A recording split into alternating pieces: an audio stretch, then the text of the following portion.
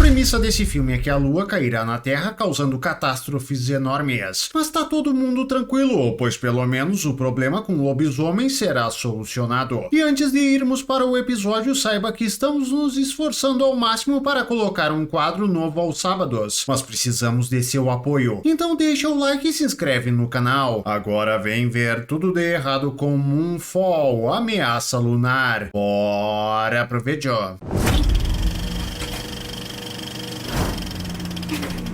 O filme começa com dois astronautas consertando um satélite. Quando um deles enxerga um OVNI se aproximando, o protagonista Brian Harper se vira para a anomalia. Mas como tudo que ele vê é a tela verde do estúdio onde estão filmando, o astronauta não tem reação alguma. Eles são atingidos pela bagaça que destroça com o satélite, mas não fere os humanos, pois violência tem limite. O figurante acaba se desprendendo e se afastando da nave para a imensidão do espaço. Já o protagonista foi enviado de volta para a nave, que continua inteira apesar de ter sido atingida pelo OVNI. Fala sério, pelo visto a bagaça só queria ferrar com o figurante. Brian estabiliza a nave e percebe que o OVNI atingiu a Lua. Então nosso herói leva a bagaça de volta para casa, salvando sua colega Jocinda. E você pensa que ele será idolatrado por isso? Mas não. Nosso herói é demitido, pois a NASA não quer que as pessoas saibam o que aconteceu no espaço. E não basta exigir que Brian fique quieto, afinal ele é conhecido por ser um baita fofoqueiro, e para demiti-lo eles o culpam pela morte de seu colega, alegando que Brian foi negligente, porém não explicam qual foi a negligência. Mas acho que na NASA, independente da situação, o protagonista sempre será responsável pela vida dos figurantes. Já Brian podia comprovar o que aconteceu, apresentando as imagens filmadas por seu capacete, e caso essas imagens tenham sido apreendidas pela NASA, ele podia cobrar a instituição publicamente. Mas quer saber que se dane, ele nem queria ser astronauta mesmo. 10 anos se passam. Em uma universidade, um cara que chamaremos de Sam da Patrulha da Noite tá encerando o chão, até que um professor deixa um escritório, e o velho dá só uma puxadinha na porta e sai sem se certificar que a bagaça vai se fechar, pois se ele tivesse o mínimo de cuidado, Sam não conseguiria invadir o lugar, então dá um desconto. Sam acessa o computador do professor e entra em contato com uma estação espacial chilena. Ele envia dados sobre a Lua mostrando que a bagaça tá fora de sua órbita. De volta à sua casa, o rapaz liga para a NASA, mas não lhe dão atenção. Então ele vê que seu gato mijou fora da caixa de areia. Ele vai jogar a página de jornal mijada no lixo, mas percebe algo. Dia do astronauta. Ué, é hoje. Quer dizer que o gato de Sam foi mijar logo na página de jornal que tem uma reportagem sobre o dia do astronauta. E por algum motivo, algum jornalista achou que seria relevante anunciar que uma turma de figurantes de uma escola qualquer receberá uma palestra de um ex-astronauta. E o ex-astronauta em questão é Brian, que por acaso foi o único que viu a criatura atingindo a Lua. E de todas as 35 mil cidades dos Estados Unidos, os dois vivem na mesma, mas descansam pouco, fada da conveniência. Senão no final do filme tu vai estar sem fôlego. Sam vai para o observatório e assim que entra é confundido pelas crianças. Tá louco? Esse é um lugar público, não vai me dizer que essas abobadas estão atacando cada um que entra achando que é o palestrante. Sem contar que a foto do Brian tava no jornal. E apesar dele e do Sam parecerem irmãos gêmeos, pelo menos uma dessas crianças ia reparar nas pequenas diferenças. Sam resolve embarcar na onda e conta sobre suas teorias de conspiração relacionadas à Lua, e a professora que organizou a palestra deixa as crianças ouvindo o maluco conspiracionista, pois no fim essas bobagens vão se mostrar corretas, então a gente tem que saber disso. Brian chega na bagaça e é abordado por Sam, porém o protagonista não dá atenção e vai até os seguranças pedir que tirem Sam de lá, e os homens obedecem mesmo sem saber se a acusação procede.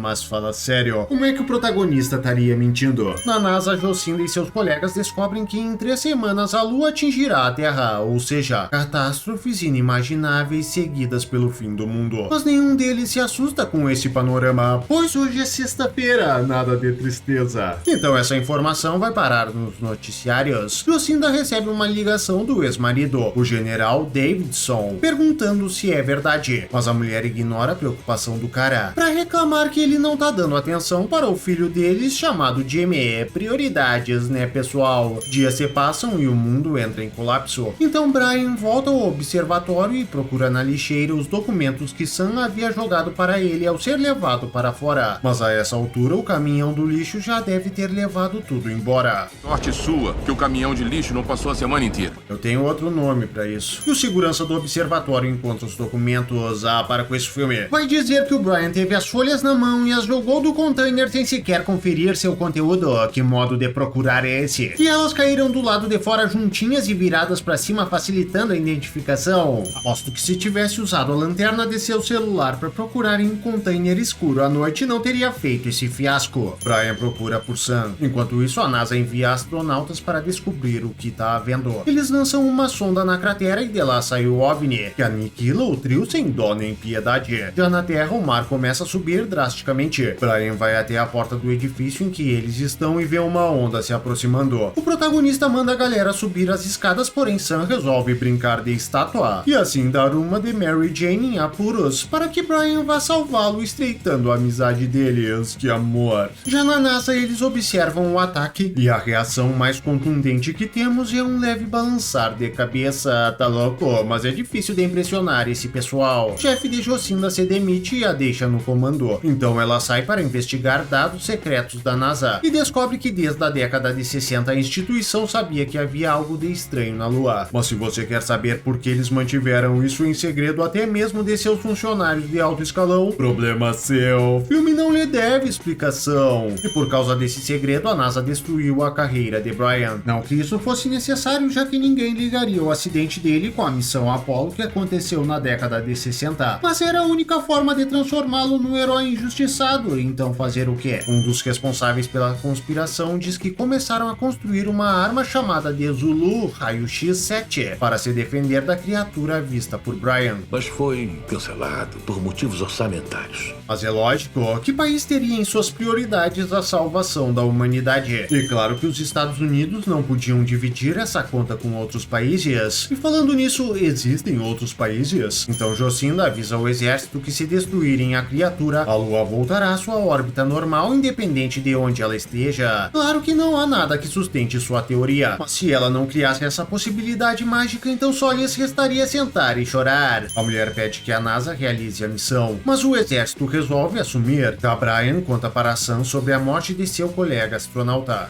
E a culpa foi minha. Pois quando eles foram atacados, ele não dividiu seu protagonismo. Que egoísta. Já Jocinda liga para seu ex, pois lembrou que podem retomar o projeto da arma Zulu para acabar com o OVNI. Meu Deus, como ela esqueceu de falar sobre a arma na reunião. Será que os choques que ela tomava na cabeça quando era a tempestade a deixaram desmemoriada? Então um helicóptero com militares fortemente armados vai até o hotel para resgatar Brian. Fala sério, como é que o exército sabia que o cara tava nesse lugar aleatório? Que eu saiba, os astronautas tiram os seus rastreadores das nádegas quando deixam a NASA. E eles entram na bagaça como se fossem resgatar um infeliz numa favela do Rio, bando de piasquentos. Brian e Sam são levados até Jocinda. A mulher diz que precisa da ajuda do protagonista, pois ele é o melhor piloto que ela conhece. Eu já tô cheio de problemas pessoais. Tem razão, tu ainda nem terminou de consertar o carro. Deixa pra salvar o mundo no final de semana. Porém, ele acaba convencido. Então Brian é chamado para aprender a usar a arma experimental do exército. Mas ele fala que vai deixar para os militares a usarem, já que ele não é um soldado. Vamos acompanhá-lo na missão e ativar o dispositivo, mas precisa conhecer o procedimento, caso surjam complicações. Claro que não vão surgir complicações, que gente pessimista. E por ajudar na missão, Brian tem seu filho retirado da cadeia. E deve ter sido a força, pois nem deram tempo do guri trocar o uniforme do presídio.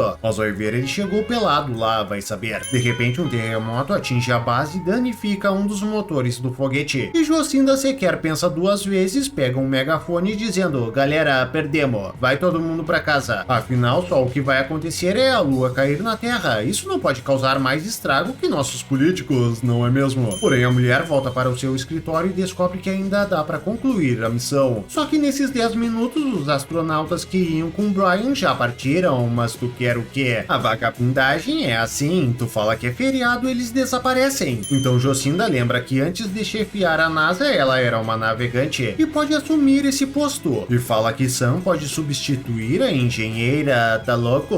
Nem no time do Real Madrid tu encontra reservas tão perfeitos. Mas Brian pergunta sobre a arma. Sem a tripulação, a gente é que vai ter que que ativar, mas você prestou atenção, né? Meu Deus, o problema é que os figurantes avisaram que podia acontecer, aconteceu, quem diria? Sam fala que eles devem se apressar, pois eles têm apenas 28 minutos para partir, ou perderão a oportunidade de chegar à cratera da Lua. E isso parece ser pouquíssimo tempo para quem precisa reunir uma equipe que acabou de ser desmantelada, dar os ajustes no foguete que foram deixados de lado e se vestir para ir ao espaço, mas não. Isso é tanto tempo que eles até se dão ao luxo de ter uma longa despedida com seus familiares. E o filme não mostra, mas aposto que até teve pausa pro café. Uma onda gigante se aproxima deles, então Brian dá ignição na nave e mesmo com eles submergindo, ainda conseguem ir pro espaço, pois nos cálculos de lançamento da NASA sempre tem uma margem de segurança que é uns 100% para baixo e 100% para cima. E você acha que os riscos terminaram, mas não. Pois no filho de Brian, Sonny, o filho de Jocinda, Jimmy e sua babá Michelle ficará assistindo ao lançamento mesmo com o tsunami a caminho.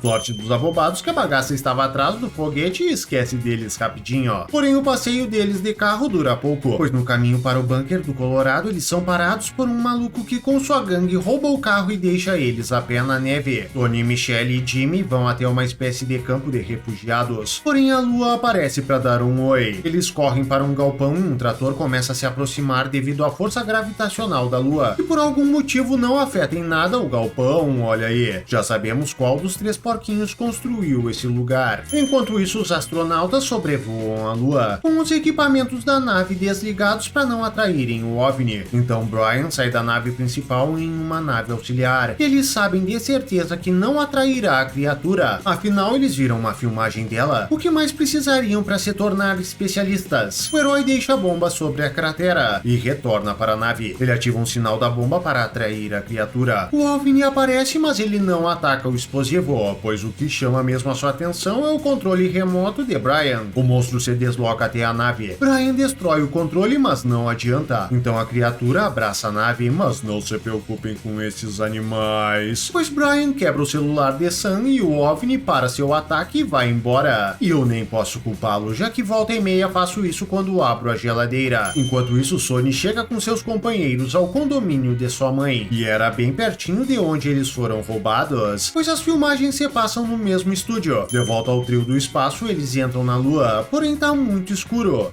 Gente, eu vou ter que ligar os eletrônicos.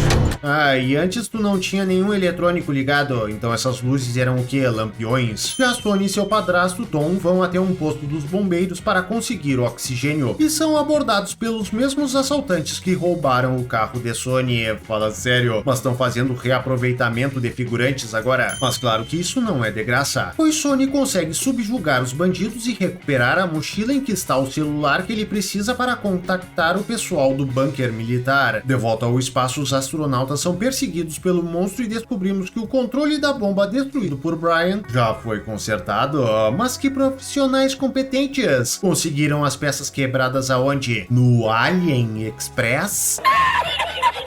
O trio não consegue soltar a bomba no monstro, então são sugados para dentro de um dos aros da Lua e acabam tendo a nave danificada e desmaiam pela falta de oxigênio. De volta a Sonny e seus companheiros, eles são perseguidos pelos mesmos bandidos de antes e continuam armados, pois Sonny não quis roubar as armas dos caras, afinal ele não é um ladrão. Eles fogem em alta velocidade enquanto meteoritos caem na Terra criando enormes explosões, mas mesmo fazendo manobras em alta velocidade, na neve, sem estar com rodas adequadas, nenhum deles perde o controle dos veículos. Supera essa, Toretto. Então o chão à frente de Sonny é sugado pela gravidade da Lua. O rapaz acelera, pois só nádegas molengas freariam em uma hora como essa. E a fada da conveniência cria uma rampa para compensar sua coragem. E ele salta sem ser sugado junto com a estrada. Por que não? De volta a Brian, ele bate um papo com o sistema operacional da Lua, que conta que nossos ancestrais desenvolveram uma IA que acabou saindo fora de controle e começou a matar toda a vida que encontrava. Isso até conhecer o elenco principal, é lógico. No caso deles, ela inventou umas regrinhas para poupá-los. Que atenciosa. Então nossos ancestrais fugiram para essa parte do universo. Eles criaram a Lua e se sacrificaram para semear o planeta Terra com seu próprio DNA. Mas Brian pergunta por que eles fizeram isso ao invés de se proteger dentro da Lua. Esses enxames atacam todos os objetos eletrônicos que contenham vida orgânica em seu interior. Mas pera aí, não havia ninguém na Lua quando essa criatura atacou? Deixa de ser mentiroso, Pinóquio. Sem dizer que em 10 anos nossa raça ignorante conseguiu construir uma arma potente o suficiente para destruir esse monstro. E você quer que a gente acredite que nossos antepassados super evoluídos não foram capazes de fazer o mesmo?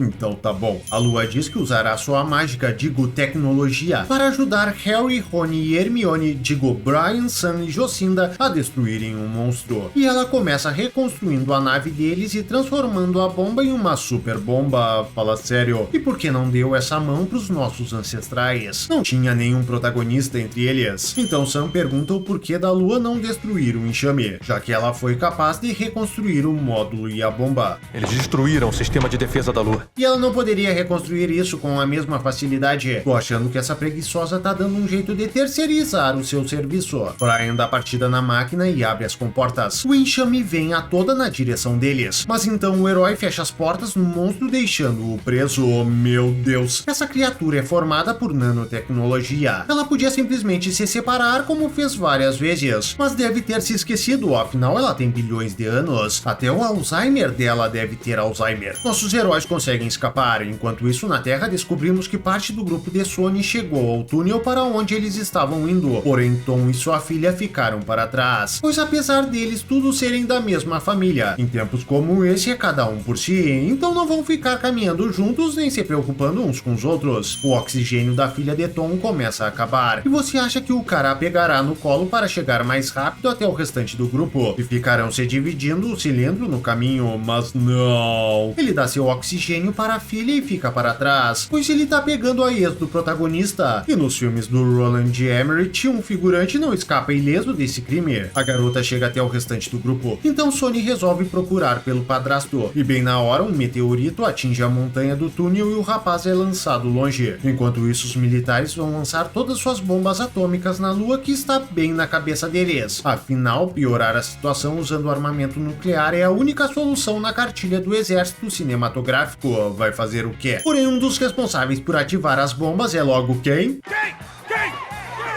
O General Davidson, que se recusa na última hora, pois confia que sua ex-mulher vai salvá-los. Que conveniente. De volta a Sony, uma árvore caiu por cima dele, mas não se preocupem com esse animal. Ele é filho do protagonista, essa é a espécie mais resistente do mundo. Já no espaço, o pessoal tenta decidir quem vai se sacrificar para destruir a IA. E Sam, por ser o mais figurante, assume o papel, mas antes de partir ele começa uma tocante despedida, pois sabe que o monstro respeitará esse momento. Enquanto isso, Michelle, com a ajuda da órbita da Lua, consegue levantar o tronco de árvore que prende Sony, pois as coisas ficaram mais leves. Já no bunker do exército, que era capaz de resistir a ataques nucleares, eles são soterrados por uma rocha, pois as coisas ficaram mais pesadas. Um barco passa por Sony e Michelle, destroçando a ponte na frente deles. Mas ao contrário da embarcação, nossos jovens descobrem que podem voar e com um salto escapam das explosões por um triz. Te falo em timing perfeito. Já Sam sai da nave auxiliar e acaba destruindo a criatura, fazendo a Lua voltar para sua órbita, coisa que já devia estar acontecendo desde que a IA passou a perseguir nossos heróis, pois assim ela deixou de tapar o núcleo da Lua. Mas isso são detalhes. Lucinda e Brian saem da Lua e pousam em um lugar ermo, mas são rapidamente encontrados pelo exército, pois além de ainda existir um exército, eles ainda estavam atentos e organizados para saírem a jato atrás dos astronautas que haviam ido para o espaço. Então os protagonistas se reúnem com suas famílias. Já Sam, depois de ser explodido, descobre que teve sua consciência transferida para o sistema operacional da Lua. Por que não? Bem, e esses são 71 pontos de tudo de errado com Moonfall, a ameaça lunar. E de tanto falar em Lua me deixou morto de sono. E se ocorreu o mesmo com você, antes de dormir, deixa seu like e se inscreve no canal. Um forte abraço. Tchau.